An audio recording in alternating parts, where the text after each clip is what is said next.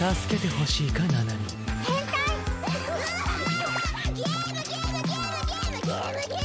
心を燃やせ。限界を超えろ。 Hello and welcome to More Than Headlines, your weekly anime news podcast powered by Audio Technica, made by Australians for global citizens. I'm your extremely humble and sick host, Brendan White, aka the Salt and Pepper Senpai, and joining in the studio, my trusted co-host and rival, the Hikaru to my Inori, Mrs. Courtney Smith. How the bloody hell are ya? Well, Brendan, I can say for sure that I'm doing a lot better than you today. I have had a pretty chill weekend, but you are not well. What happened? I am not, both physically and mentally. I am not well. I was, peacocking and spruiking how great Thailand was last week, and lo and behold, I brought COVID back with me somewhere along the line, and so I have been getting my ass whooped. I've got no energy. I've got no appetite. So two things that break my heart very much, and I haven't been able to sort of watch anything this week because until yesterday, my eyes and nose were just running constantly unless I positioned my head a certain way, so I couldn't sort of watch a telly. I tried to hold the iPad above me and then fell asleep a few times and dropped the iPad on my face. So I haven't been able to watch anything. I've been living an isolated life this week and I hate it. Well, look, I'll tell you, first of all, you don't sound super sick, which is great. So all of our listeners can enjoy your beautiful voice. Oh, thank you. And you look fine. So, you're doing well. But honestly, I think resting is the best thing for you, and I'm glad that we are not in a physical studio together, is all I'll say. We would be masked up and at opposite ends of the house if that was the case, because I don't want to wish this ill on anybody, but I do have to say that, the delicious taste of Dash Water has certainly helped sort of cure what ails me this past week, so shout out to them and their lemon and raspberry goodness. But COVID sucks. I forgot how bad COVID sucks. Yeah, and hopefully it doesn't last too long for you, because how long have you been sick for now? I think it really set in maybe Tuesday night / Wednesday. So I reckon maybe another day or two. I feel miles better today than I did a few days ago because my room and my house was just landmine filled with used tissues and just mess. And it was not a good time. Thanks, Winston and Bentley sort of stayed by my side and made sure Papa was okay, but also felt bad because they love going for walks. And I tried to take them for a walk once going, oh, the sunlight's going to be great. But I was just sneezing and leaking everywhere. And I'm like, sorry, boys, we're going home. Walks are on the delayed list today. Oh, I'm sure they're taking good care of you, though. They are. Good. They're the best. They're the best. But we're here. We're going to take good care of the Segoy Squad here because we are episode 38 of More Than Headlines, which is crazy to think about. Tons of things to talk about today. It's very exciting times. Yes. Shall we get into it? We should. And obviously the news is brought to you and everyone out there by our fantastic friends over at Ice-T Aesthetics, where anime meets streetwear. Go check out their latest drops where they have just actually announced a Sakamoto Days collab that they got available there on their web store. So check that out.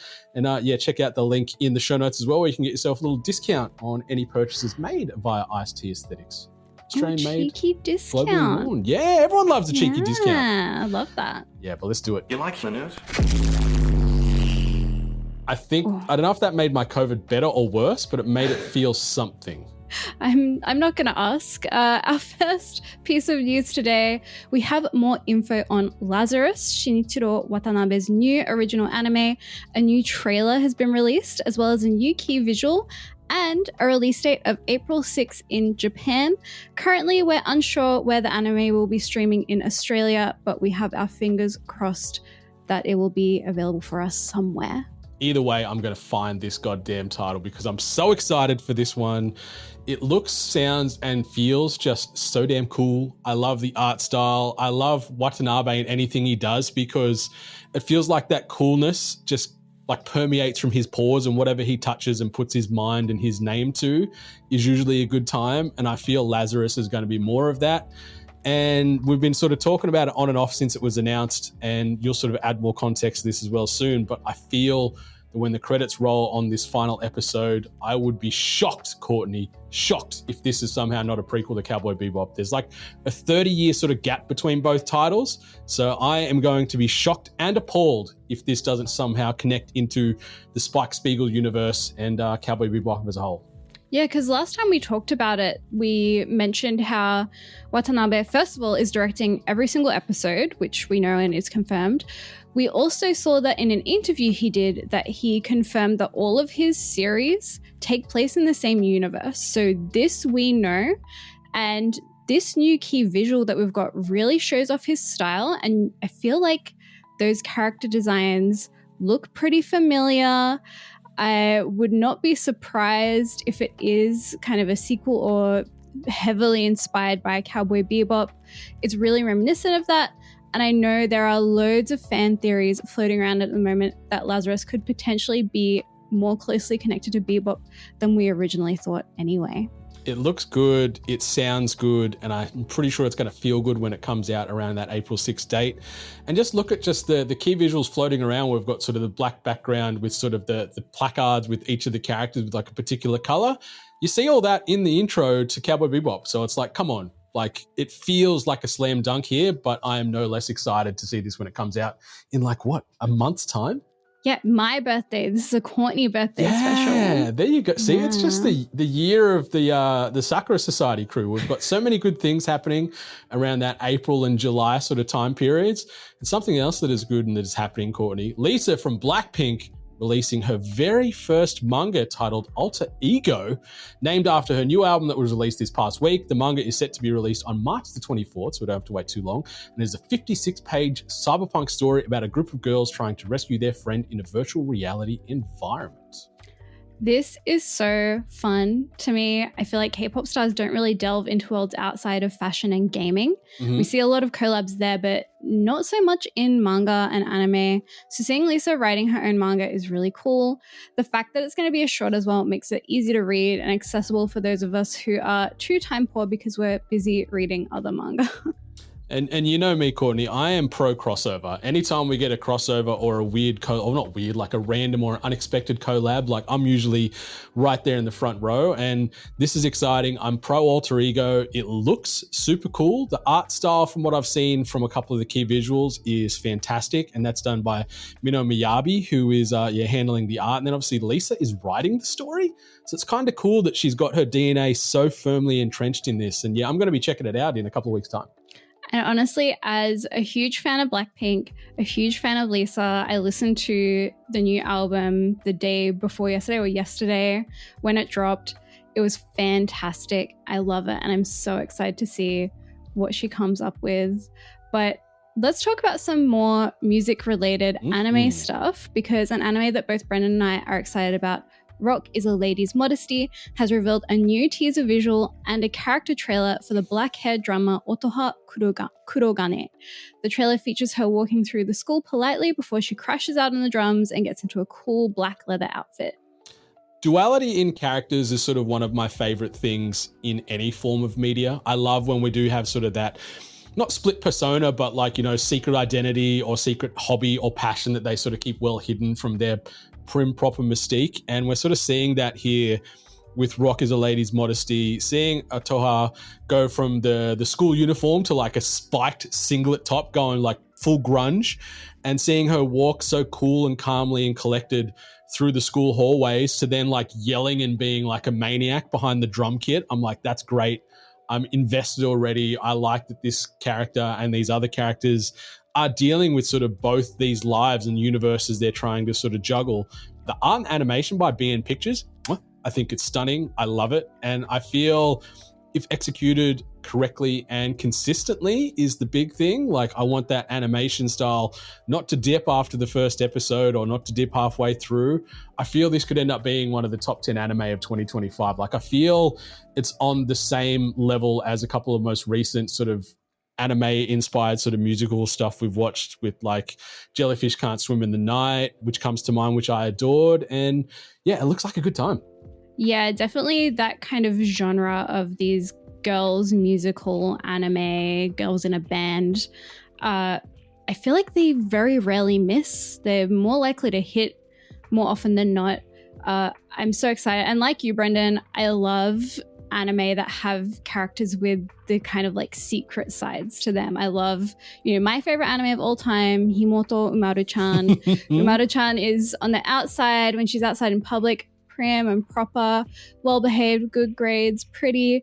And then she gets home and she turns into this absolute goblin of a creature. And she's like gaming and snacking and watching anime until 3 a.m. And I'm like, it's so real and so relatable. So having this anime also having that trope and pushing those boundaries as well in a way where it's like, you know, goes to this obviously like a girls' school, dressed really beautifully. The uniform and the school building itself look very expensive. Mm-hmm. And then she gets into her music club's practice room and she just 180. It's amazing. It looks so good. And I'm so excited to see how these characters act when they get to play music together. Yeah, I think it's going to be a banger. And I think the soundtrack is going to be an absolute banger as well. Like, I'm sure I'm going to be jamming the soundtrack long after the credits roll in that final episode of this season. And yeah, very exciting times. But yes, let's get into some rapid fire news presented by our friends over at Otaku Box, the only anime box with scale figures, voting, and ecchi. First up, Pokemon Concierge is getting new episodes in September. There's a Fortnite and Cowboy Bebop collaboration. Is the Order a Rabbit is getting a new anime. Junji Ito has been nominated for the Eisner Hall of Fame. And the LA Lakers and One Piece anime short is available on YouTube now. A lot of diverse pieces of news there. Some things that intrigue me, some that do not interest me at all. I copped the Fortnite X Cowboy Bebop collection the second it was announced. 3,400 V-Bucks later. Epic, you goddamn criminals. But I have one or two regrets because, yeah, they look great. And I love seeing that world of gaming and anime continue to collide in Fortnite. It's just a perfect melting pot of pop culture, that game. So that's cool. Pokemon Concierge, yeah, I'll check it out. It's cozy as hell. I felt that first season ended way too abruptly. So hopefully this second season does run longer. I think the first season was only like 3 episodes or 4 episodes or something. Yeah, it's like 4 episodes. Yeah, so give me a little bit more of that Pokemon world with that unique sort of animation style they had going for it.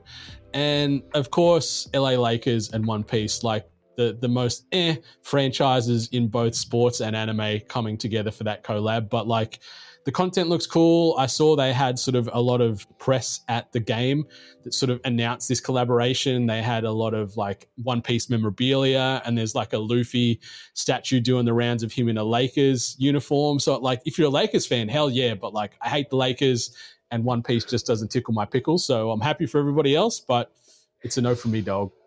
Honestly, of all of these headlines in Rapid Fire, the one I'm most excited about is Pokemon Concierge because I really, really loved that stop motion. It was gorgeous. I love something where you can see how skillfully and how thoughtfully it's created. And with Pokemon Concierge, you really, really got that. Like, I'm glad it only had 4 episodes because I feel like if that's all they could do in the time they had, then good. You know, I want them to make the best thing possible. Mm-hmm. It's almost like reminiscent of Arcane, right? Where they were like, okay, we're ending it here.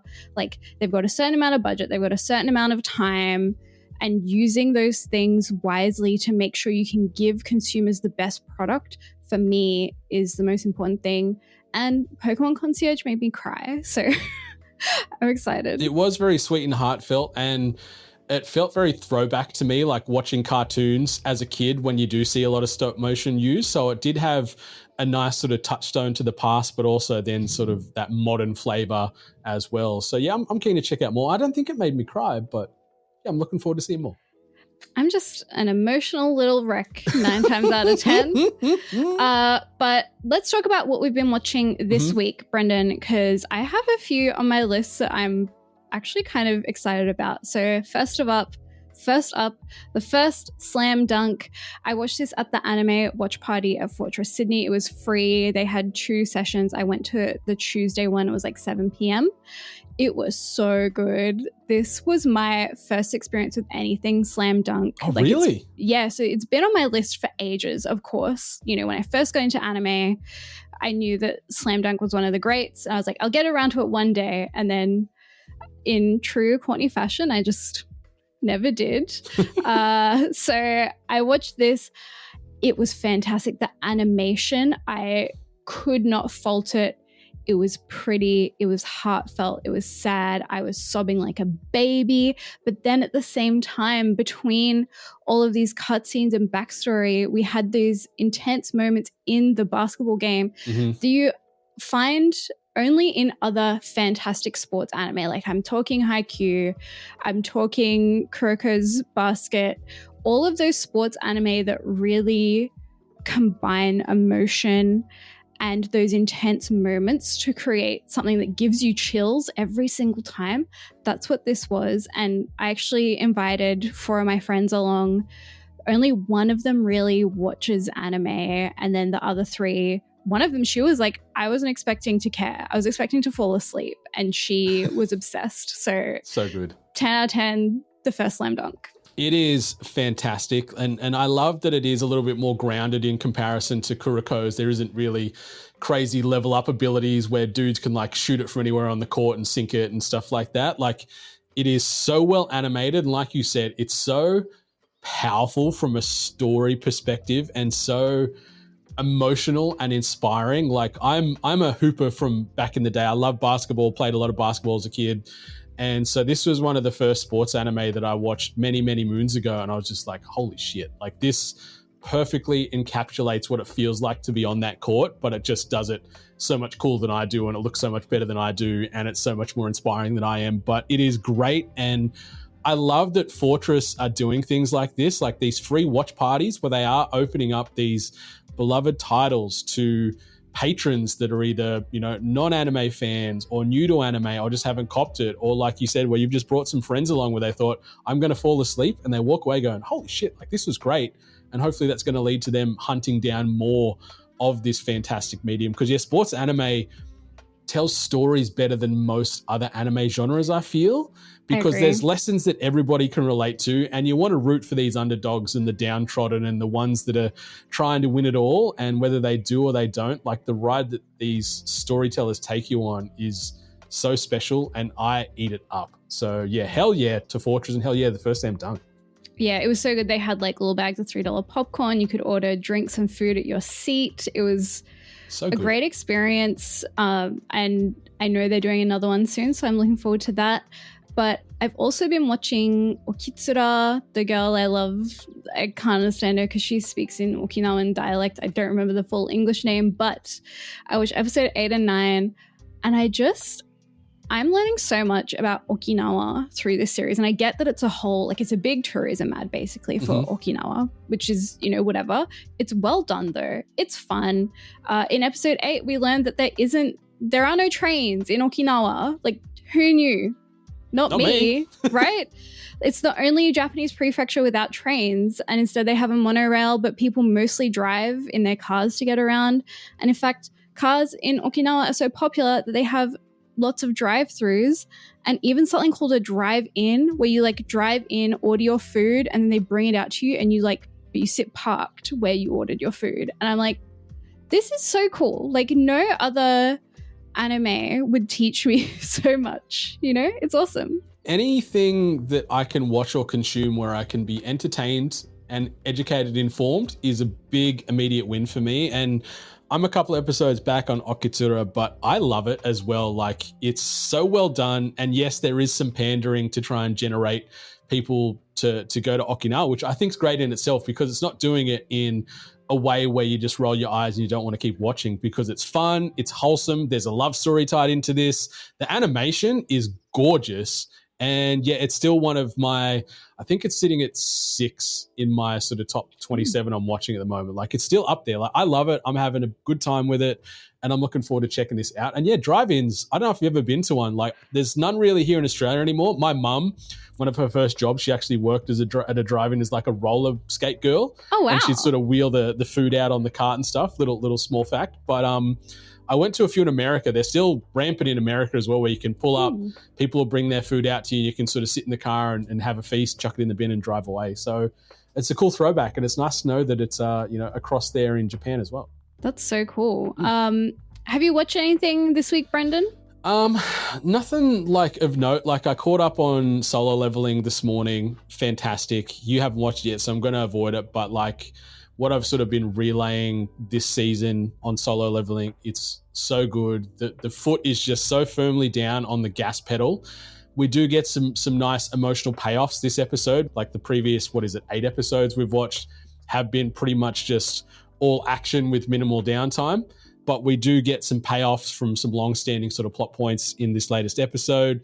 The animation is great still. I'm so excited to sort of see this arc play out over these next 4 episodes I think we've got left. My maths isn't the best, and especially when I'm not feeling the best, it's even worse. So apology if it's 3 and not 4, but I'm pretty sure there's 4 episodes left this season of Solo Leveling. But that's awesome. Caught up on Blue Box as well. Watched episode 21 yesterday. So great.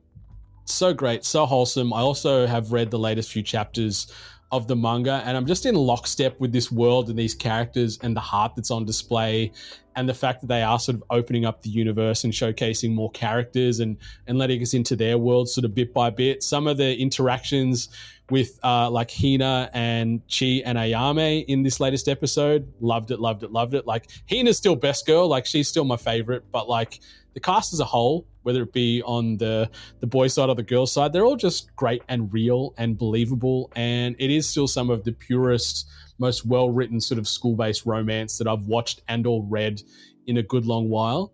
I've read a few other things. I've been reading a bit. That's the only thing I've sort of been able to handle without, dropping an iPad on my face or like, just not being comfortable enough to sit in front of the television or something. So outside of what we're going to talk about in sort of deeper detail, do we want to talk about what we've been reading first, and then sort of pivot to totally.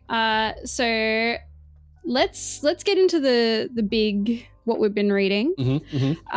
So the Magic the Gathering manga called Destroy All Humans, They Can't Be Regenerated.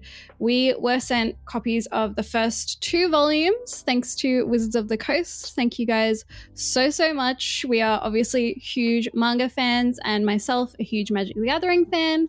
So this is a really, really cool project that they've done here. So thank you, Wizards of the Coast and Viz Media.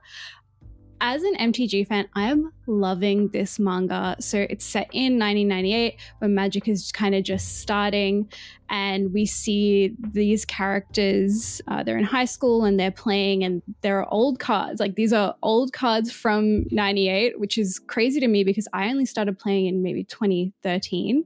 So a bit over 10 years ago. But I think the reason that I love this so much is that I love card game, anime, and manga. Like any game, if it's got cards, I love it. Like I love seeing like people playing games, even Mahjong, right? So that combined with the fact that I love Magic the Gathering, I played for 12 years, I think. So it just makes sense. It has a really clean art style. It's written really well, has a really cool female lead who I love, and she's crushing all of her opponents, which we love to see. And I even bookmark my copy with a gremlin token from Magic. So that's how much I love it. What about you? Yeah, I'm like sort of going to come at it from sort of a different perspective because I've always been on the periphery of Magic. I wouldn't even say I dipped a toe, but I like committed to getting into this world last year, and I've started gobbling up a heap of cards because I wanted to at first build like a dinosaur deck tied in with ninjas. Didn't really work out the way I planned, but we're working on something in the background that'll sort of help get me into Magic because it is so overwhelming. And like you mentioned, like it's been around for a long time, and I've watched a lot of friends play and watched a lot of stuff online, and there's so much to learn and understand where it sort of froze me a little bit, where like I know you can't be the best on day one, but feeling absolutely hopeless and clueless is how I sort of have been dealing with it in the background. I'm like, fuck, there's so much to learn. What deck do I want to build? How do I do this? What does a land mean? What does this mean? What do you mean tapping cards? Like what? Like someone help. And I think with Destroy All Humans, They Can't Be Regenerated. What I've really liked with this manga, not only from an art perspective and a narrative perspective, which I think both fantastically done, it's sort of helped put me at ease a little bit, like not only from the nostalgia of going back to 98 when I was a kid and sort of dealing with my fandoms and nerdiness and sort of learning to embrace that as we see Kano and Ime do in these first 2 volumes of the manga, but also the way it explains magic, like it's explaining the different colors and how the cards play and some of the slang and jargons that means this, that, the other. Like it's been really helpful in sort of lifting that veil for me a little bit and going, okay, maybe it isn't as scary as I thought it was because these kids can play it. I'm understanding what's going on through these 8 chapters we've read so far. And I've got to say, I appreciate that they're longer chapters. Like each chapter's 40 to 50 pages instead of, 12 to 20 that we usually see. So we get more long form storytelling. We see these games play out. We see this rivalry turn into a friendship, then turns into a will they, won't they potential relationship ? Just from the subtext and the young youth feelings and all that. So there's a lot of the things I love on display in this manga. I'm really, really enjoying it. I'm enjoying that it's easing me into magic.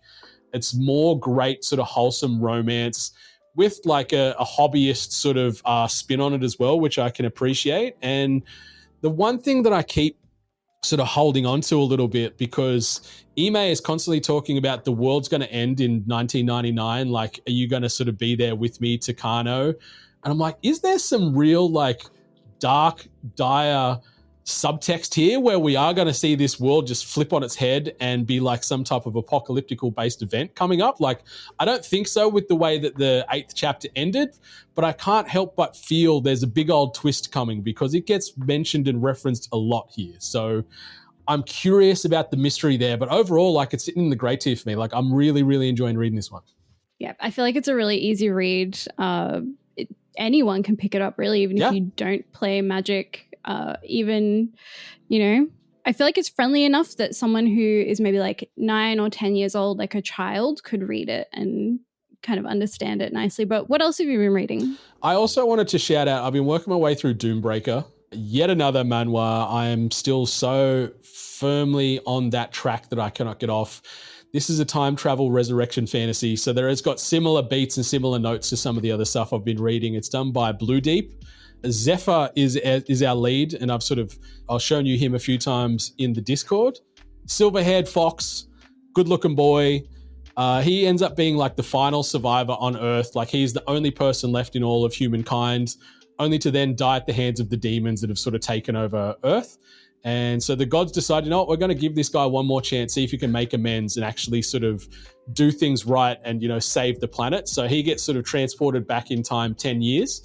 But he sort of transports back with all his memories, so he knows what's to come, who the characters are. So we're starting to see some of the tactics play out there where he knows like who becomes major players, who are pawns, who can he use, the ins and outs. So you sort of see him use his smarts to navigate some stuff, but also the fact that he's also sort of reborn like 10 years back with like 5 really powerful abilities. So you watch him like absolutely crush ass all over the place. Like he's smacking people to bits and it's gorgeously drawn, brutal fight scenes. Like I said, we've got like a thirst trap protagonist who you can't help but like get behind.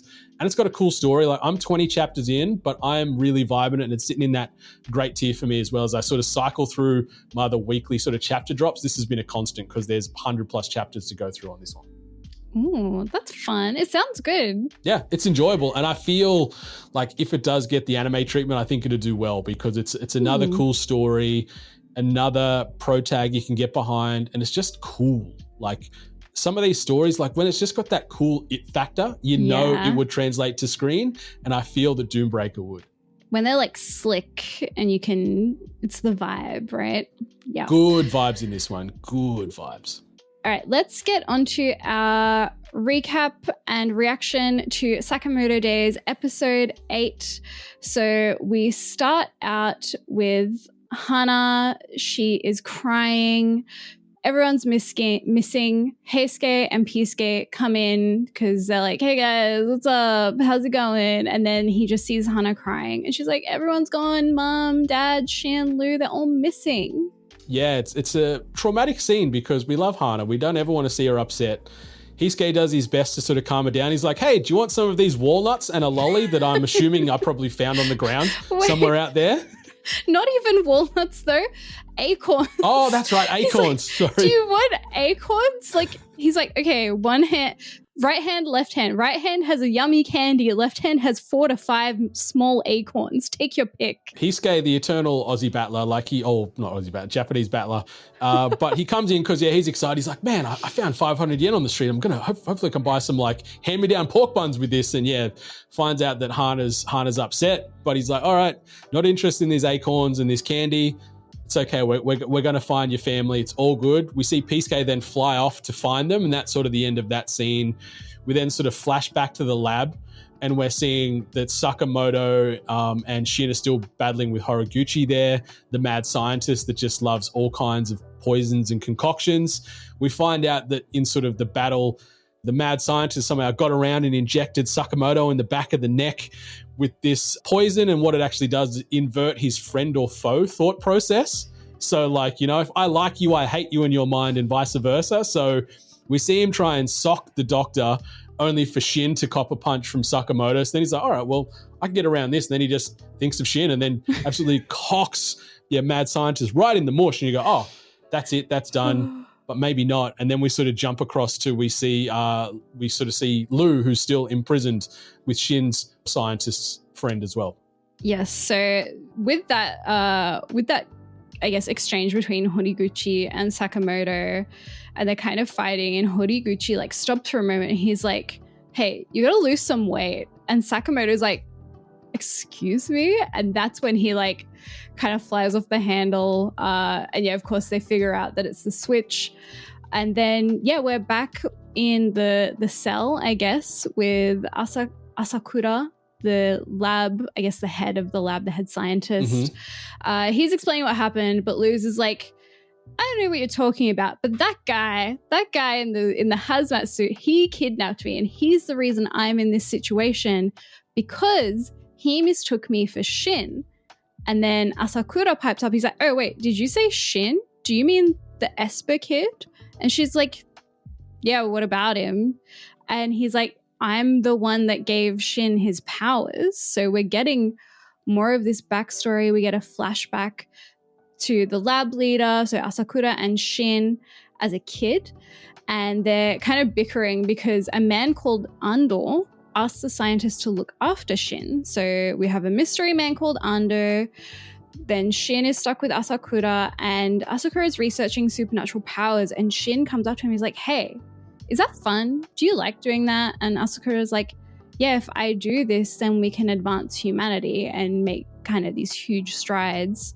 And Shin thinks that's really cool, and we just see them become really close, and it's really, really sweet. Yeah, it's a really nice sort of montage we get here in this flashback where we're seeing sort of this surrogate father relationship start to develop between Asakura and Shin, and we're seeing young Shin and him just sort of, I guess, thick as thieves in each other's pockets all the time. And like even though last episode it sort of felt like, they're experimenting on kids, it's bad. But in this episode, we find out there was no real experimentation happening on children.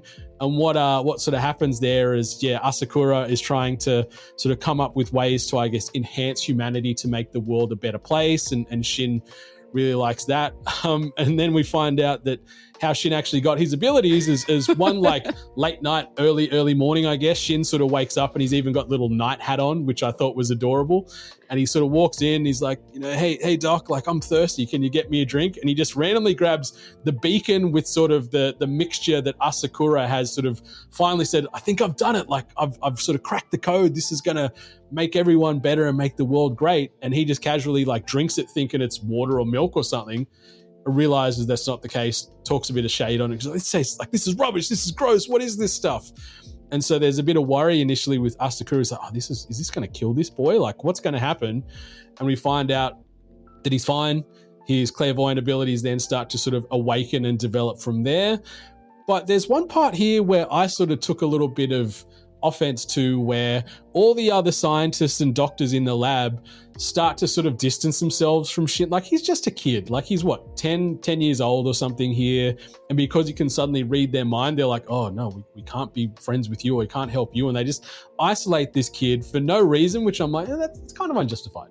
It's also kind of shocking to me because you would think, like Asakura has made this potion essentially that allows people to become clairvoyant. And I know in the show, in the episode, everyone's like, oh, Shin keeps like blabbing, spilling all of our secrets, and then they're like, oh, Asakura's research is dumb and he should never have done it. But I think realistically we would all be like, wow, that's insanely cool. It's very dangerous, but insanely cool. So maybe we can kind of keep researching this further. And so Asakura, he's like, man, I feel so bad. Like, he said he wanted to cure Shin because everyone was ignoring him. But Shin was like, no, I don't care. Like, I'm just happy that I could be a part of your research because, they've gotten really close. He's just wants to be there and help him. And Shin gets so upset. He's like, don't cure me. And then he runs away, which is, kind of, we get that whole backstory now of how Shin kind of ended up where he is now. And then in the prison, Lou's like, Shin probably isn't mad at you anymore. Like, he loves his powers. And, we find out Sakamoto family rule number 11, if you fight, make peace the same day. And Lou's like, look, it can't be the same day, but better late than never, right? I love that. Again, like another fantastic life lesson from the Sakamoto family rules. Like, yeah, Article 11, they are words to live by. Like, yeah, I was always like taught growing up, never go to bed angry, never leaves things unresolved if you can't sort of sort them out today. So I love seeing that. And that really resonated from this episode for me. And yeah, so it's nice where we have this sort of now common ground between Asakura and Lou, and they're both sort of reflecting, going, we both like, because Lou's like, I got to apologize too. I was a bit of a dickhead to him earlier and, said I can't trust him and never be close to him. So we need to find Shin. We need to make amends. We get that great life lesson. And then Asakura just casually whips out a little test tube out of one of his many scientist pockets and pours it onto the lock, and it starts to just erode the lock so they can break out immediately. And I'm like, all right, cool. Of course the scientist does that. But when Lou sort of said, why didn't you do this earlier? And I like the logic here. He goes, I didn't want to then like be forced into these horrible experiments. So he sort of stayed captive for all this time for the greater good again. So you can see that Asakura's a good guy, but they then, escape. One of the hazmat wearing sort of baddies roll up when the door opens. Lou from the rooftops, like crane kicks him and he's out. And then we cut back to the lab where Shin and Sakamoto are fighting Horiguchi. And we see that the doc, again, he's just juicing up. He is on every type of steroid and like medication and illegal drug that you could imagine on planet Earth. Like, he is juicing up in the arms, in the shoulders, probably between the toes and in the tear ducts. Like, he's all about this life. And so he is absolutely toweling the boys up, because we start to get like this real Jekyll and Hyde moment where he goes, all right, now's the time. And he hits like all 6 of the syringes in his shoulders at once. And like, he hulks up to like 4 or 5 times the size of him.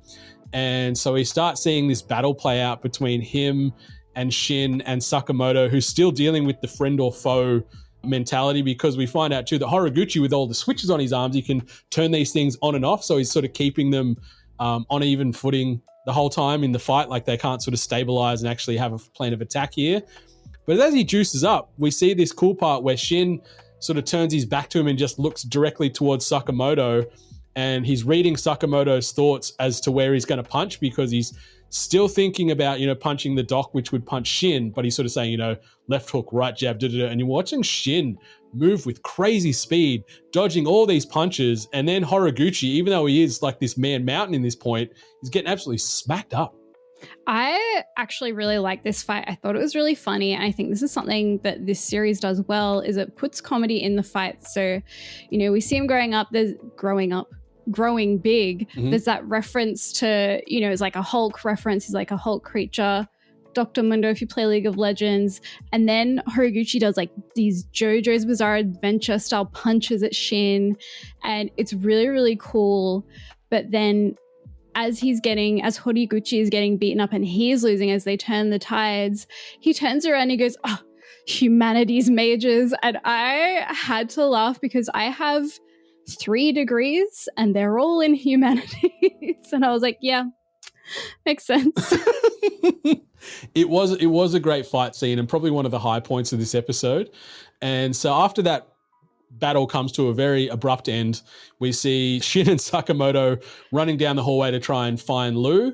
and they're sort of talking about the order in this moment. And Sakamoto is sort of saying to Shin, like, if you cross paths with any member of the order, just play dead. Like, if there was 10 of you, they'd kill you in all 10 of you in 6 seconds. Like, just sort of explaining how big a gap there is between Shin, who's very capable and very good in his own right, compared to these members of the order. And as they're sort of having this banter and, Shin's getting a little upset knowing that he can't compete with the order, like this trapdoor opens, very 90s, 80s cartoony vibe with the trapdoor opening, and sort of separates the two down below.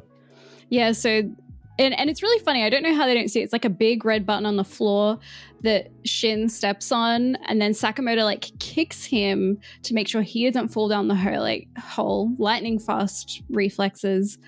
Sakamoto falls, and then we kind of cut to the order members, Shishiba and Osaragi, who we saw at the end of last episode. They were coming to the lab, and we see they have just assassinated a bunch of these hazmat suit guys, and Kashima, the deer head man, has come down because he's like, what are you doing? You're ruining everything, all of my evil plans. I'm so evil.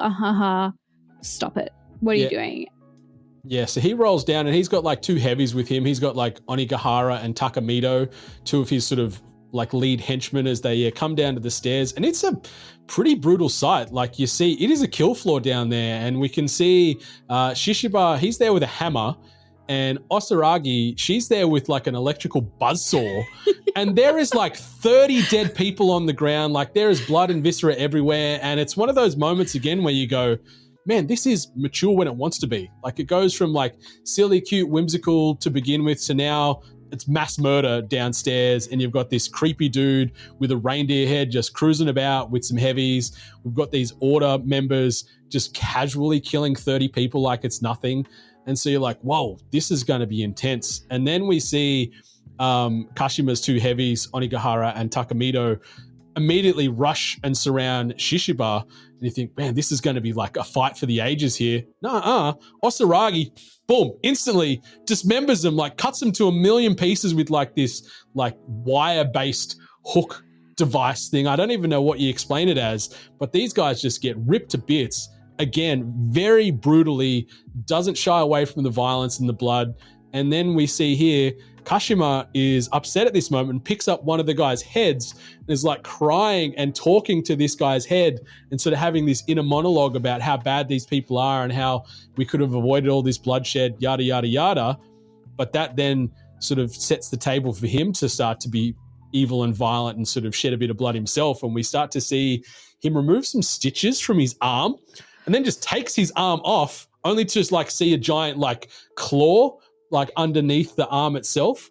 And then he like slices Shishiba. Shishiba then breaks his neck. So you go, oh, that was a bit of a non-event. But no, not again. He's got an engineered spine and just sort of twists his head back together. And it's an intense couple of minutes here. Yeah, it's gross. I no longer think Kashima is hot. That was going to be my next question. As soon as he unthreads those stitches in his arm and we see the katanas in there, and then he unthreads his other arm and there's a gun, and then he opens his mouth and there's a gun. And I can see why all of the taxidermy animals are full of guns, because he is a madman. But Sakamoto, after falling down the trap hole, falls onto Kashima, which actually helps Shishiba win the fight. When he sees him, he's like, hey, Saka-san, where have you been? How you going? Well, where the hell you been, Luke? Yeah. And so that's a good fight. Kashima wakes up. Osaragi is also imagining Sakamoto as a teddy bear. Yeah, she's fawning over really him cute. here. She's like, oh, he's so cute. He's just a pudgy little teddy bear. Like, really, really cute stuff. And then we cut again back to Shin, who is now fighting with Seba, and he's invisible. And Shin's like, I can tell where he is because I can hear his thoughts, but I can't see what he's doing. I don't know what he's about to do because I can't see him. Yeah, it's a good sort of final act here where, yeah, we have Sakamoto landing on Kashima to break up that fight. The order members then promptly were like, sorry, we've got other things to do. Good luck with that. Just leave. Peace. And they bail and leave Sakamoto to fight Kashima on his own. And yeah, we cut to Shin and he's sort of running around trying to sort of work out where Lou is. He's in sort of like almost like a sewer system here, or like this industrial area. And yeah, Seba rolls up with his invisibility Again, they have a really cool exchange. Shin's struggling to sort of work out what moves he's telegraphing. Like, he can read his thoughts, but obviously he can't see anything, so he doesn't really know what's happening. So Shin's getting smacked about quite a bit from Seba. Seba is just trying to get enough money to retire, which I like. We get a bit of backstory about him where he's like, I think, what did he say, 500 million yen? I think he wanted something like that. He's like, I'm just trying to earn enough money so I can retire and live a simple life. So he's just doing it for the paycheck, which I can appreciate. There's no fake sense of morals or ownership here. He's just all about the Benjamins. And anyway, this fight plays out. Shin sort of manages to avoid a few moves, but then gets like stabbed in the guts. But like, I think the way he positioned himself and how he got stabbed, he knew what was happening here, because we see gunfire happen and Seba gets shot like 3 times in the chest, and we see that Heisuke and Pisuke have arrived on the scene.